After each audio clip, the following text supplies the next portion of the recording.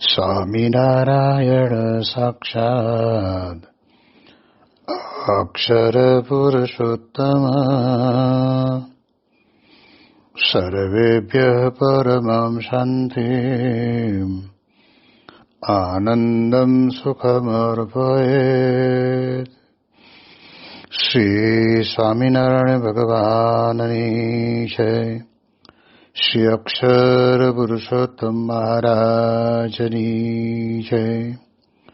શ્રી ગુણાતીતાનંદ સ્વામી મહારાજની જય.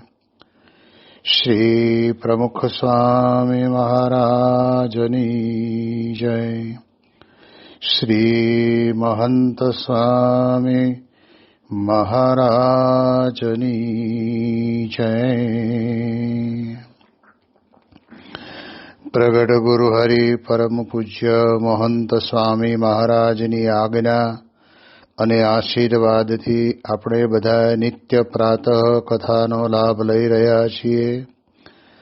આજે આપણા માટે એપ્રિલ મહિનાની 1 તારીખ અને સોમવારનો મહાપવિત્ર દિવસ છે અને 1203મી સભા થાય છે. અને કહત હૈ સહજાનંદ એ વિષય ઉપર 854મો દિવસ થાય છે. મહારાજ ગઢડા પ્રથમ પ્રકરણના 56ના વચનામૃતની અંદર આપણને કહે છે કે કોઈ સર્વજ્ઞ થાય છે, કે કોઈ દેવતા થાય છે, કે કોઈ સિદ્ધ થાય છે, કોઈ અનંત પ્રકારની મોટપને પામે છે તથા પરમપદને પામે છે. સર્વે ભગવાનની ઉપાસનાને બળે કરીને પામે છે. આપણે જાણીએ પ્રમાણે આપણા આધ્યાત્મિક માર્ગની અંદર સાધક જ્યારે સિદ્ધ દશા પામે ત્યારે એ સિદ્ધતાનું ફળ કેટલું, પરંતુ કહે છે કે પરમપદને પામે એનું ફળ બહુ મોટું, કે પછી એને જન્મને મરણના ચક્રાવામાં આવવું પડે નહીં. તો મહારાજ આપણને આ બધી જ વારંવાર વ્યક્તિ પ્રમાણે આપણને વાત સમજાવીને છેલ્લે આપણા અંતરની અંદર આપણને એવું દ્રઢાવવા માગે છે, જેમ ગુણાતીતાનંદ સ્વામીએ પોતે વાતમાં કહ્યું ને કે આપણે તો એક અક્ષરધામમાં જવું છે એવો એક સંકલ્પ રાખો. આ પ્રકારની વાત ગુણાતીતાનંદ સ્વામી પણ મહારાજના રદગદ અભિપ્રાયને સિદ્ધાંતના અનુસારે કરે છે. એટલે પરમપદને પામવા માટે ઉપાસનાનું બળ મહત્વનું છે. અને એ ઉપાસનાની અંદર પણ આપણે ગઈકાલના દિવસની અંદર જોયેલું હતું કે ભગવાન પોતે સર્વ અવતારના અવતારી છે. એ એમના કાર્ય ઉપરથી આપણને ખબર પડે. ત્યાર પછી આપણે જે પોતાના ઈષ્ટદેવ ભગવાનને આપણે સ્વીકારીએ છીએ, જેની ઉપાસના આપણે કરીએ છીએ, એમના માટે બીજો પદ આવે છે કે સર્વ કરતા હરતા સમજવા. આપણને બહુ જ સામાન્ય વાત લાગે છે, પણ જીવનની અંદર ચડતી પડતીના જ્યારે ખેલ શરૂ થાય ત્યારે આપણને મનની અંદર કોઈકના કહેવા કરવા કારણના કારણેથી આપણને દ્વિધા ઊભી થાય કે કોઈકની મારા ઉપર આવી ખોટી નજર કરી હશે અથવા તો નજર બંધ કર્યો હશે અને એના કારણે કરીને આ વ્યવહારની અંદર સંસારની અંદર મારી આ ચડતી પડતી થઈ. પરંતુ જો ભગવાનનો ભક્ત હોય અને ભગવાનની ઉપાસના એને દ્રઢ અંતરની અંદર થઈ હોય, એટલે પહેલા પગથિયામાં મને મળ્યા જે ભગવાન પરબ્રહ્મ પુરુષોત્તમ નારાયણ એ સર્વ અવતારના અવતારી, સર્વ કારણના કારણ અને સર્વોપરી છે, એ વાત તો એક બરાબર દ્રઢતાપૂર્વક અંતરની અંદર સમજી લેવાની છે. પર બીજા સ્ટેપની અંદર આવે છે કે સર્વ કરતા હરતા છે. આ દુનિયાની અંદર આપણે બધું જોઈ શકીએ છીએ, છતાંય પણ માણસ પોતે એમ માને કે આમાં આ મારું કર્યું થયું અથવા મેં કર્યું એટલે થયું એવું આપણને દેખાતું હોય છે. પરંતુ કરતા અને હરતા બેય ભગવાન જ છે. ભગવાનની ઈચ્છા હોય એ પ્રમાણે થાય.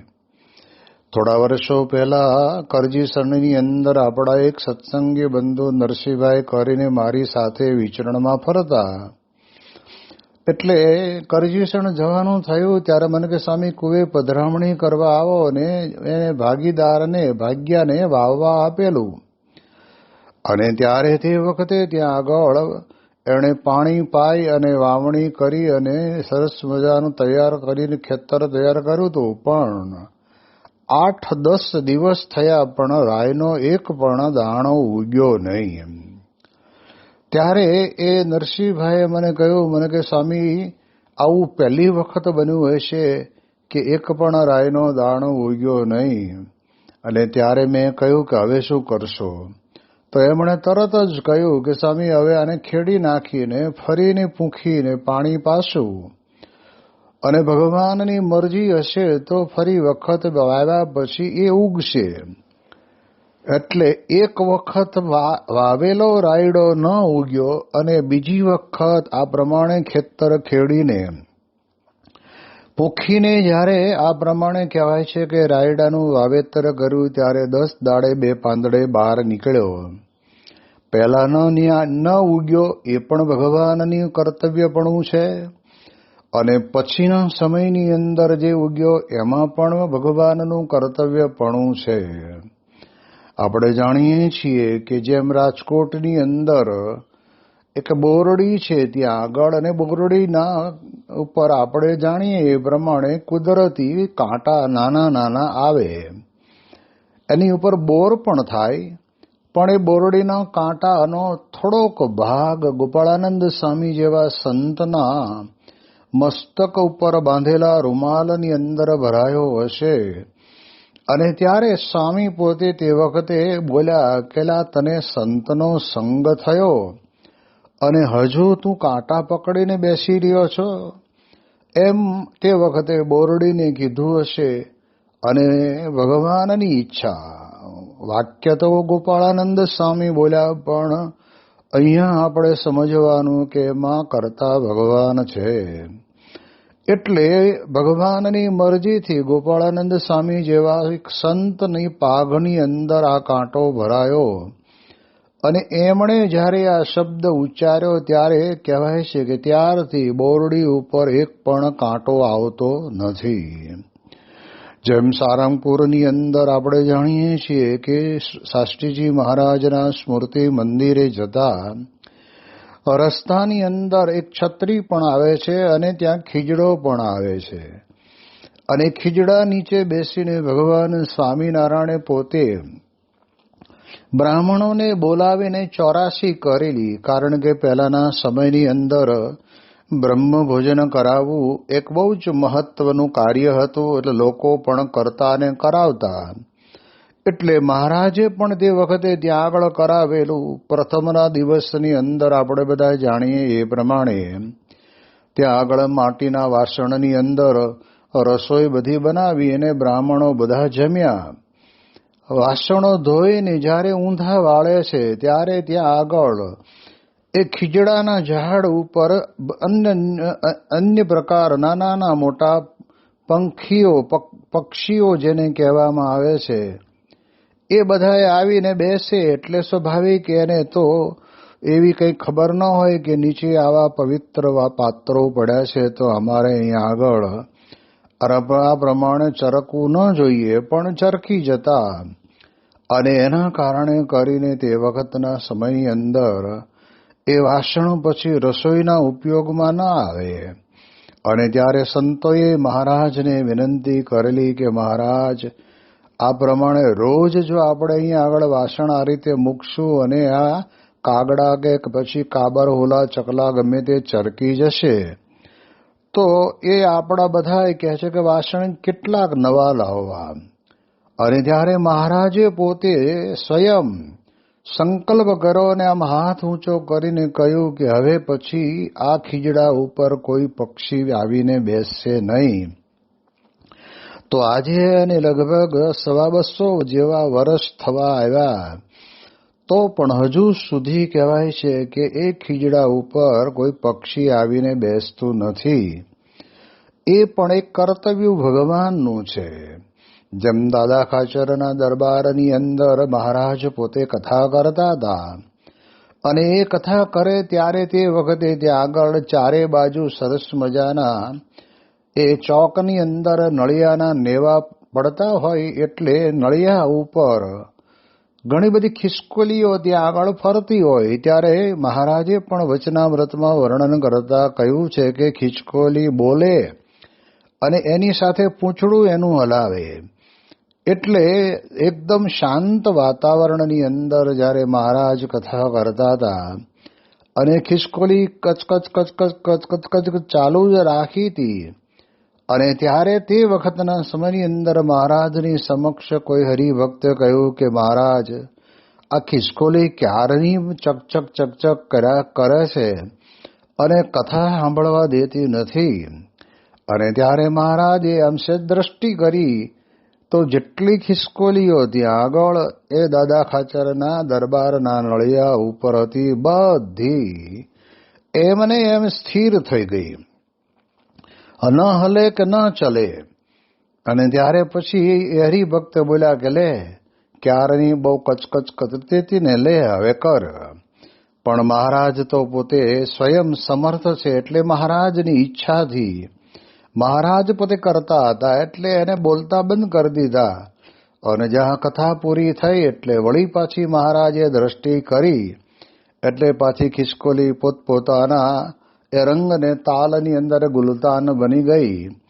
તો આપણે એટલું વિચાર કરવાનું છે કે ડગલે ને પગલે આપણે જે કંઈ કરીએ છીએ એની અંદર સફળતા મળે કે નિષ્ફળતા મળે એ બેયની બાબતની અંદર મને મળ્યા જે પરબ્રહ્મ પુરુષોત્તમ નારાયણ એના દ્વારા એનું ધાર્યું જ થાય છે, એ જ કરે છે.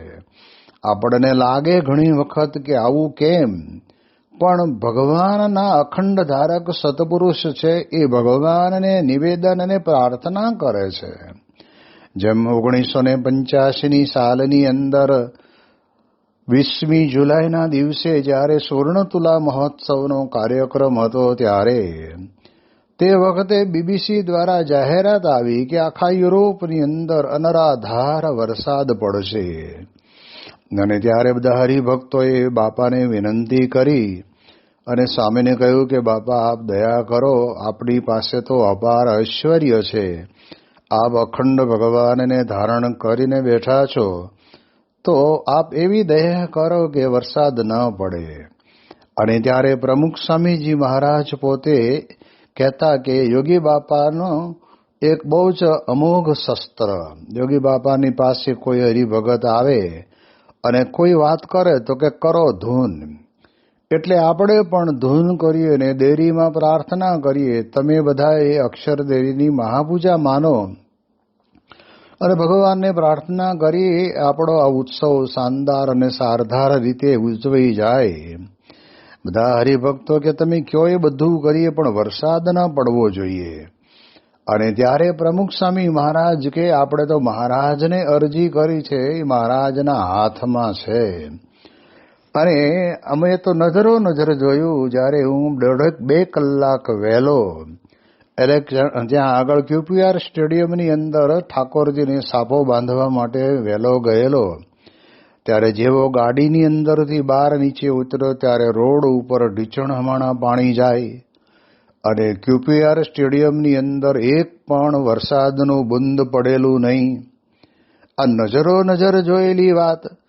અને આખો સમયો પૂરો થયો 4.5-5 કલાકનો, ત્યાં સુધી વરસાદ QPR સ્ટેડિયમમાં નહીં, આખા લંડન અને યુરોપની અંદર બધી જ જગ્યાએ વરસાદ પડતો હતો. અને એલેક્ઝાન્ડર પેલેસની અંદર તો આપણે જ્યાં મોટું જેને કહેવાય ને કે અક્ષર બ્રહ્મ ગુણાતીતાનંદ સ્વામી નગર ઊભું કરેલું હતું, ત્યાં પણ પુષ્કળ વરસાદ હતો. પણ આપણે જાણવાનું તો તે વખતેના સમયની અંદર ભગવાનની ઈચ્છા, ભગવાન ધારે તો એટલામાં વરસાદ પડે ને આટલામાં ન પણ પડે. આપણે ઘણી વખત નથી આપણા જીવનની અંદર અનુભવતા હોઈએ છીએ કે વચમાં માત્ર એકલી નદી હોય તો નદીની પેલી બાજુના ગામમાં વરસાદ હોય અને નદીની આ બાજુના ગામની અંદર તડકો હોય તો એ કોણ કરે? તડકો પણ આકાશની અંદરથી આવે અને વરસાદ પણ આકાશની અંદરથી વરસે તો બંનેના કરતા કોણ? જો આ બહુ ઝીણવટપૂર્વક આપણા જીવનની અંદર ચરિતાર્થ થતા પ્રસંગોમાંથી જ આપણે સમજવાનું છે.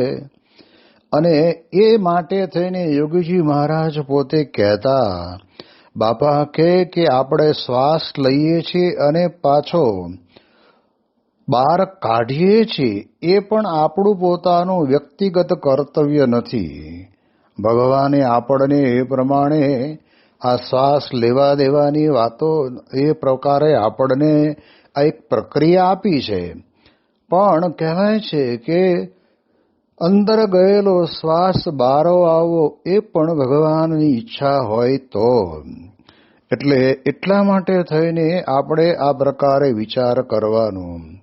ઘણી જગ્યાએ આપણે જાણીએ છીએ કે ઘણા બધા ઝાડ એવા હોય કે જેને વર્ષની અંદર 2 વખત ફળ આવે અને ઘણા ઝાડ એવા હોય કે 2 વર્ષે 1 વખત ફળ આવે. તો આનું કારણ તો આપણે એ જ સમજવાનું કે એમાં ન તો ઝાડનો વાંક છે કે નથી આપણો કોઈ એની ખેતી કરવાના ઓલામાં આપણો વાંક છે. એ ભગવાનની ઈચ્છાની વાત છે.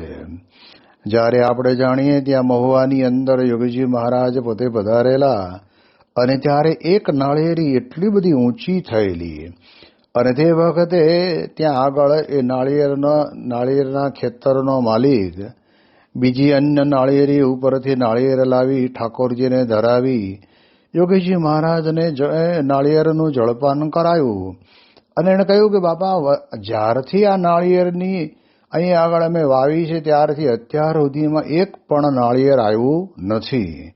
અને ત્યારે યોગીજી મહારાજ પોતે અમોઘ શસ્ત્ર સ્વામિનારાયણ નામના મંત્રની ધૂન કરી અને આજે તમે ઠાકોરજીને આ પ્રમાણે નાળિયેરનું જળપાન કરાયું છે તો મહારાજ હવે આ નાળિયેરી ઉપર નાળિયેર આપશે. તો આજના દિવસે પણ કહેવાય છે કે એ નાળિયેરી ઉપર નાળિયેર આવે છે. તો એના કરતા કોણ? એ ભગવાન. હવે આ વાત આપણે બધી જ સમજીએ છીએ. ચીકુ ઉપર ચીકુ આવે, દાડમ ઉપર દાડમ આવે. અરે દાડમની અંદર ફૂલમાંથી દાડમ નાનુંથી મોટું થવા માંડે ને મોટું થાય ત્યાં સુધીમાં તો એ દાડમની અંદર જે દાડમના દાણા કેટલા સરસ મજાના ગોઠવાઈને હોય. હવે ગોઠવવાનું કામ કોણ કરે? આપણે તો ખાલી પાણી પાઈએ, એને ગોળ આપીએ, એને ખાતરની જરૂર પડે તો ખાતર આપીએ. પણ કહે છે કે કદાચ દાડમ મોટા થવા માંડે અને આજુબાજુથી કાબરો, ચકલા છે એ બધા આવીને એ નાના મોટા દાડમને ચાંચ મારીને તોડીને હેઠા નાખે. તો એમાંથી બચવા માટે બહુ કરીએ તો આપણે એને કોથળી બાંધીએ કે જેથી કરીને ચકલીની કે કાબરની ચાંચ ત્યાં વાગે નહીં. અને એ દાડમ જ્યાં બરાબરનું સરસ મજાનું તૈયાર થાય એટલે એની ઉપર બાંધેલી કોથળી છોડીએ અને એ દાડમને આપણે લઈએ.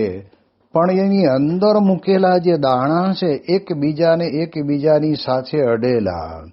એટલે ઘણી વખત કોઈ સંતો કહે છે ને કે તમે દાડમને બહુ સારી રીતે સુધારો અને પછી એના એ જ દાડમના દાણાને જેમ દાડમની અંદર ગોઠવેલા હતા એમ ગોઠવી દો. એટલે સ્વામી કહે છે ને કે એ કોઈ મનુષ્યનું કર્તવ્ય છે નહીં. એટલે સર્વ કરતા હારતા મને મળ્યા જે ભગવાન પુરુષોત્તમ નારાયણ એનું જ કર્યું થાય છે. એવું જ આપણને અંતરની અંદર સમજાય તો સ્વામી કહે છે કે આપણને એક ખરેખરી ઉપાસનાની આ વાત સમજાણી કહેવાય.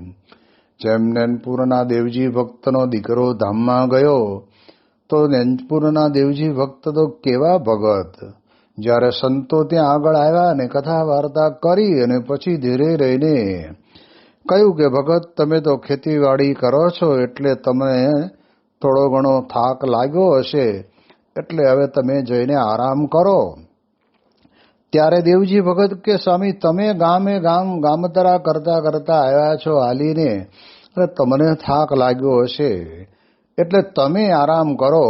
હજી તો હું ખેતર જઈશ અને 200 માળા ફેરવીશ અને પછી ત્યાં મારી સામે ઊંઘ આવીને ઊભી હશે અને એ પૂછે મને કે હવે આવું, ત્યારે મારી 200 માળા પૂરી થાય પછી આવું જબરજસ્ત ભગવાનનું ભજન કરનાર દેવજી ભક્તને દીકરો ધામમાં ગયો તો એ પતિ પત્નીને બેયને મનની અંદર એમ ન થયું કે આટલું બધું ભજન કર્યું અને એક વારસદાર તરીકે પ્રભુએ આપણને દીકરો આપ્યો હતો અને પાછો આ લઈ લીધો, એને બદલે પોતે રાજી થયા કે આપણા કરતા તો આપણો દીકરો પેલો પરમપદનો અધિકારી બન્યો અને આપણી આ જે ઉપાસના કરતા હતા એ ઉપાસનાની વાત એને સમજાણી હતી અને આપણને સમજાણી છે કે ભગવાનની ઈચ્છા.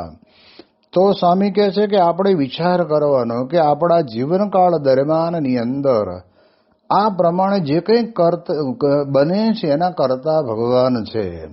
આંબા ઉપર કેરી આવે ત્યારે પહેલા મોર આવે, પછી નાની નાની આવે, પછી મોટી થાય અને લીલા રંગની અંદર લીલાશ પડેલો રંગ એમાં આવે. તમે એને કાચી સુધારો તો ખાટી લાગે, પણ કહે છે કે એના એ ઝાડ ઉપર ત્યાં આગળ પાકે અને શાંખની કેરી થાય ને ત્યારે એ ખટાશમાંથી ગળપણ ભગવાન આપે છે. આપણે કંઈ એની અંદર સાકરના ઇન્જેક્શન આપવા જતા નથી, એની અંદર જે ગળપણ મૂકે છે અને એમાંય જુનાગઢ બાજુની જે કેસર કેરી એ તો અદ્ભુત. યોગી બાપાએ પોતે યોગી ગીતાની અંદર કેસર કેરીને યાદ કરી એટલે એ પ્રમાણે એ કેસર કેરીનો રંગ પણ કેસર જેવો અને મીઠાશ પણ સાકરના ટુકડા જેવી. એ બંનેને આપે કોણ? તો એના આપનારા પણ ભગવાન જ છે. હા, ખેડૂત મહેનત કરે જરૂર, એને એ આંબા વાવવા, એની કલમને વાવવી, એને સાચવણી કરવી, એને નાના મોટા પંખીઓ આવીને ખાઈ ન જાય અથવા તો નાના મોટા પશુ કે આવીને કંઈ એ પ્રમાણે એને હેરાન તોડી ન નાખે, એ બધી પ્રકારનું ધ્યાન એને રાખવાનું. પણ મહત્તમ બાબત કેરીને સાકરના ટુકડા જેવી અને પાછી પાકેલી કેરીની જે સુગંધ આવે ને મગમગતી મહેક, એ પણ ભગવાન સિવાય બીજું કોઈ આપતું નથી. એટલે આપણે યાદ રાખવાનું કે કરતા ને હરતા તો ભગવાન છે. જેમ ખેડૂત ખેતરની અંદર રીંગણી વાવે તો રીંગણા થાય, મરચા વાવે તો મરચા થાય, ટમેટા વાવે તો ટમેટા થાય, શેરડી વાવે તો શેરડી થાય. બધા એક જ જમીનની અંદર એક જ પાણી પીવે છે અને છતાંય બધાનો રંગ જુદો, બધાનો સ્વાદ જુદો. અને એના કરતાં પણ શેરડીની અંદર જે ભગવાને ગળપણ મૂક્યું, એ જમીનના પેટાળની અંદર આપણે પાયું હોય એ પાણી પીને એ શેરડીના છોડની અંદર ભગવાન પોતે એવો સરસ મજાનો મીઠો રસ મૂકે છે કે જેના કારણે કરીને આપણે જાણીએ એ પ્રમાણે એમાંથી ગોળ પણ બને, એમાંથી શેરડીનો રસ પણ આપણે પીએ, એમાંથી ખાંડ પણ બને, એમાંથી સાકર પણ બને, એમાંથી પતાસા પણ બને. આ બધું એમાંથી બને છે, પણ એ ગળપણ મૂકવા વાળું કોણ? એટલે રોજિંદા ક્રમની અંદર આપણે જે કંઈ પદાર્થને વાપરીએ છીએ એ પદાર્થની અંદર રહેલી જે મીઠાશ એને આપણે આપણા જીવનની અંદર માણીએ છીએ ત્યારે એટલો જ વિચાર આપણને આવવો જોઈએ કે આ તો મને મળ્યા જે પ્રત્યક્ષ પ્રમાણ એવા મારા ઈષ્ટદેવ ભગવાન સ્વામિનારાયણની મરજીથી આ બધું થયું છે એટલે આપણે આ પ્રમાણે કરીએ છીએ.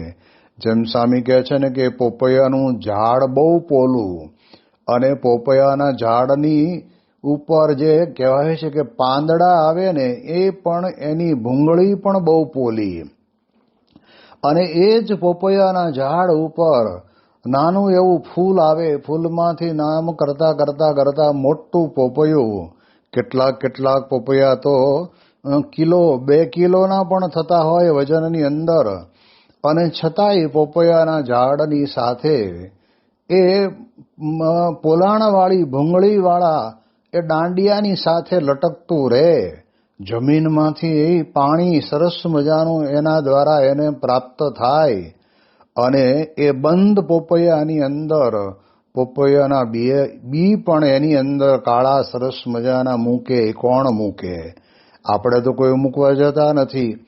અને પછી જ્યારે એ પાકી ગયેલું પોપૈયું હોય ને ત્યારે એને આપણે સુધારીએ ને ત્યારે એની અંદરથી એ બિયારણ પણ નીકળે, અને એને છાલ ઉતારીને આપણે જ્યારે પોપૈયું ખાઈએ ત્યારે એટલું ગળ્યું મધ જેવું મીઠું લાગે.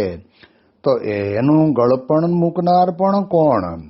તો આપણે આ વિચારીએ ને ત્યારે ખ્યાલ આવે. જેમ દ્રાક્ષના વેલા ઉપર આપણે જાણીએ એ પ્રમાણે નાની નાની દ્રાક્ષ થાય, પણ પછી તો અત્યારે તો આપણે જાણીએ છીએ ઘણી બધી કલમના પ્રકારની એવી દ્રાક્ષ હોય છે. કેટલીક લાંબી હોય છે અને કેટલીક તમે જુઓ ને તો કાળી હોય છે. કેટલીક પહેલા તો દ્રાક્ષ આવતી કાળી, પણ એની અંદર બિયારણ હોય. અને હવે તો એવી પણ કેટલીક કાળી દ્રાક્ષ આવે છે જે સીડલેસ, એની અંદર બી મળે જ નહીં. અને કેટલીક દ્રાક્ષ એવી આવે છે કે તમને એમ લાગે કે આપણે આ જાંબુડા ખાતા હશું. પણ આ બધાનો રંગ આ પ્રકારે બદલવો અને રાખવો એનું કોઈ કરતા હોય તો એ આપણને મળ્યા જે ભગવાન, એનાથી જ થાય છે. આ ભગવાનનું ભજન કરતા કરતા આપણે આટલું તો સમજવાનું જ છે કે જો એવું સમજાઈ જાય ને તો પછી આપણને કોઈ દિવસ ક્યારેય વાંધો ન આવે. સ્વામી કહે છે કે લીંબુડીના ઝાડ ઉપર લીંબુ પણ આવે. હવે લીંબુડીના ઝાડના પાનને આજુબાજુ આપણે જોઈએ તો આપણને એને જોઈને લીંબુડી તરીકે આપણે ઓળખીએ, પણ એ લીંબુના અંદરના ભાગની અંદર જમીનમાંથી લીંબુડીનું ઝાડ પાણી ચૂસીને આટલા પોતાના ઝાડ ઉપર આ પ્રમાણે આવેલા જે લીંબુ રૂપી ફળ એને યોગ્યતા પ્રમાણે મોટા કરે. અને જ્યારે એ લીંબુને કાપવામાં આવે અને જ્યારે એને નીચોવે અને એનો રસ કાઢે ને ત્યારે એની અંદર રહેલી ખટાશ, એ ખટાશ પણ કેટલી જબરજસ્ત. હવે મૂળ તો જમીન એકની એક જ છે, પણ છતાંય એની અંદર આ ફળમાં ખટાશ મૂકી છે. તો એવી જ રીતે આપણે જાણીએ એ પ્રમાણે સંતરા થાય છે, એ પણ આ જ પ્રમાણે થાય છે. તો એની અંદર એ કહેવાય છે કે ઓરેન્જનો કલર મૂક્યો છે, અને એની અંદર પછી એ પેશીઓની અંદર મીઠાશ મૂકી છે, ગળપણ ભરેલો એ સંતરાનો રસ લાગે. એવું ને એવું જ મોસંબી છે. તો મોસંબી પણ જમીનનું જ પાણી પીને મોટી થાય છે, અને એ જ મોસંબી એની અંદર કેટલો બધા પ્રકારનો ગુણ છે. તો જેમ સંતો કહે છે ને કે દર્દી બીમાર પડ્યો હોય અને એ વખતના સમયની અંદર એને ખોરાક લેવાની ના પાડી હોય, ત્યારે ડોક્ટર કહે કે તમે એને વધારે નહીં પણ અડધો ગ્લાસ કે ગ્લાસ જેટલું મોસંબીનું જ્યુસ પાવ, એટલે શરબત પાવ. એટલે એ મોસંબીનો શરબત પીવાથી એને એ બીમાર માણસને એને ઘણો બધો ગુણ કરે છે.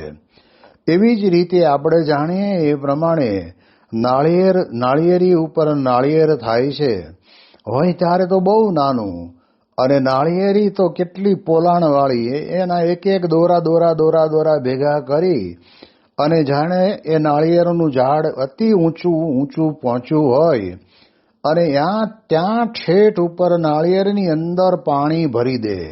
પાણી તો ભરે, પણ એની અંદર જેમ જેમ ત્યાં આગળ નાળિયેર ઉપર પાકતું થયું એમ એની અંદર નાળિયેરના ગળપણ ભર્યા જળને કારણે કરીને સરસ મજાનું મીઠું ટોપરું પણ એની અંદર બાજી જાય. અને પછી જ્યારે નાળિયેર ઉતારે ત્યારે એમાં એ નાળિયેરના પાણીની અંદર કેટલી જબરજસ્ત તાકાત રહેલી છે. ભગવાને મૂકી છે કે કોઈ પણ માણસ ઉપરથી નીચે પટકાયો હોય, પડ્યો હોય, અથવા તો કોઈક પ્રકારે એવી રીતે બીમાર હોય તો કહેવાય છે કે એને નાળિયેરનું પાણી પાય એટલે એને ગણ કરે. અને આવું મીઠું ટોપરું પણ એની અંદર થાય છે તો એના કરતા કોણ છે? ભગવાન છે.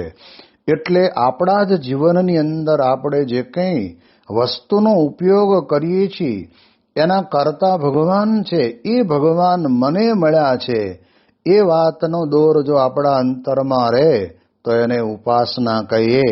એની વિશેષ વાતો આપણે આવતીકાલે કરીશું. શ્રી સ્વામિનારાયણ ભગવાનની જય.